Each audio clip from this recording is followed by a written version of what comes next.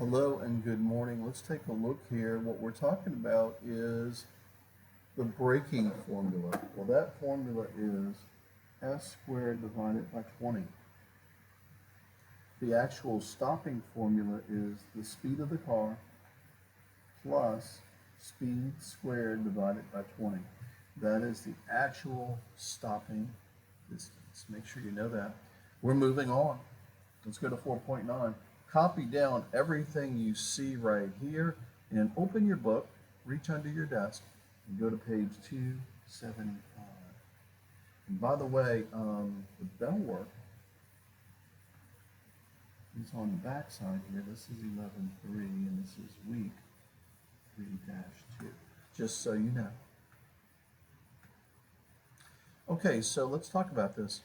Let's say you slam on your brakes and you skid. Here's the formula.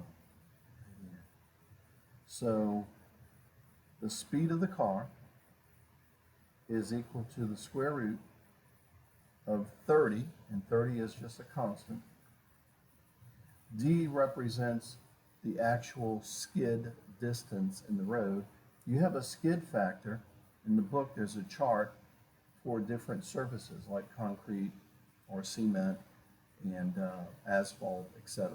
So the skid factor or the drag factor is real important. The braking efficiency is if your car's in the shop and it's classified as 100% working properly. If your brakes are not working efficiently, then that factors into the problem here. All right, so let's take a look. Let's go to the chart on 275 so we can just look at that, the different surfaces, the drag factor.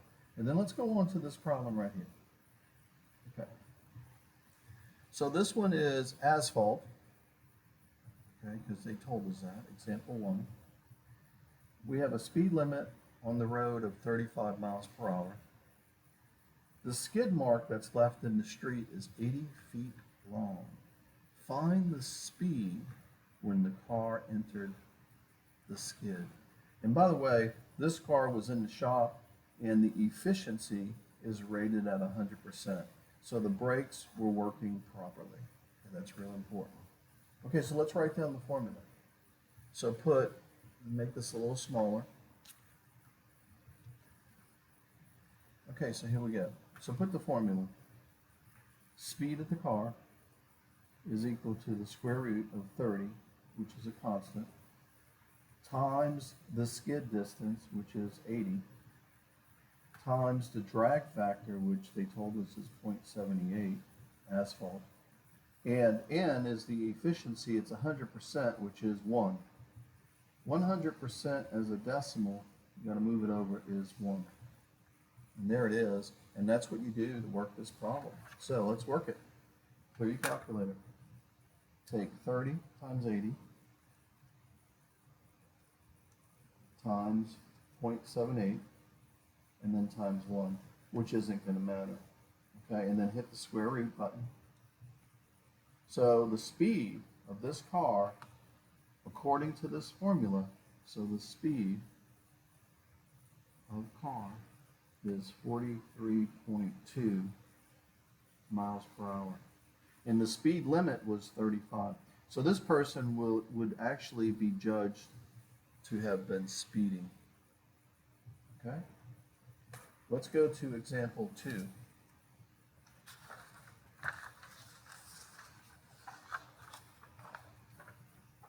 Okay, so find example 2 in the book, and let's take a look here.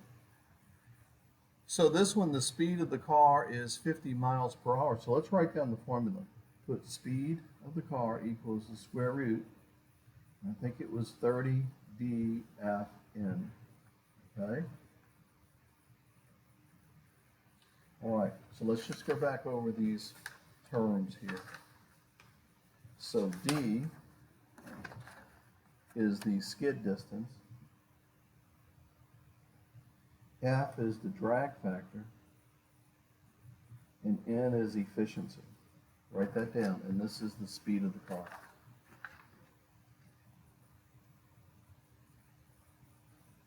Okay, so we got everything we need.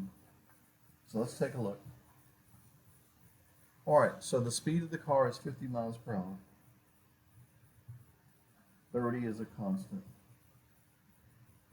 The skid mark, that's what we're looking for. Look, find the skid mark. So we want this. So we're trying to find D. The drag factor is 1.2. And you can look on the chart and see what that is. And the efficiency is 0.9 because it's 90%. So your brakes are not up to snuff. So you have to solve this equation for D to get the skid mark. So you're going to square both sides to get rid of that radical. When you do that, this cancels. So you're going to get 30 times 1.2 times 0.9 press equal. So that's going to be 32.4 times D. And then 5 times 5 is 25, but add 2 zeros. Okay, now you want to divide. So you're going to take 2,500 divided by 32.4. When you do that, you get a speed on the car at 77.2 miles per hour. There it is. And that's how you do that. So they can judge from your skid mark how fast you were gone, and they can figure out how long your skid should be if you say you were going a certain speed. All right, today's work, just so you know, is right here, 1 through 10. If you get stuck, ask questions.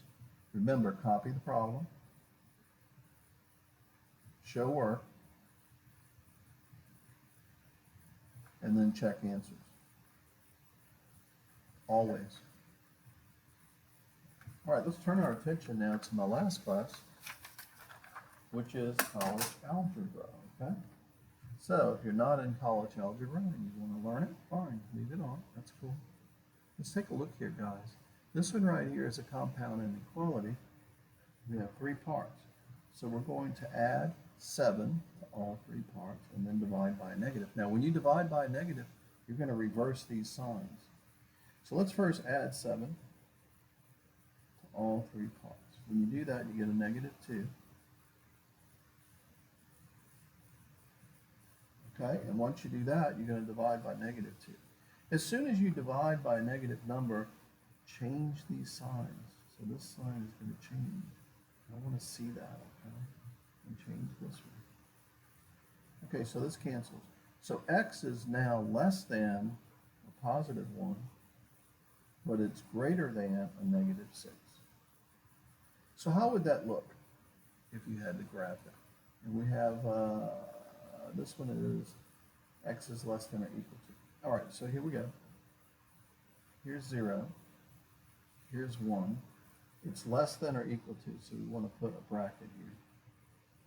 And then we want to go to negative 6. In negative 6, you just want to put an open parentheses like that. And it's everything in between. There it is, and that's how you do that. All right, today we're going on to absolute value on a new sheet of paper. Copy down everything you see here. Okay? This one right here, notice the inequality right here points to the absolute value. I call that the squeeze. So it's going to, x is everything inside here is going to be in between positive and a negative. I call that the squeeze. When it points away, it's going to be the same and opposite. In other words, it's going to be the same thing, x is greater than a, and then it's the opposite where you switch the sign and change everything back there. We're going to try these rules right here. This one right here is the squeeze. So everything is going to be squeezed in between a negative 2 and a positive 2. There it is. And if you can work that out, you're good. All you're going to do is add 5. So when you add 5 to all 3 parts, you get x is squeezed in between 3 and 7. Okay? This one right here, copy this one down. This one is actually pointing away. So this would be same and opposite. Write that down. So the same thing would be x plus 3 is greater than or equal to 7, or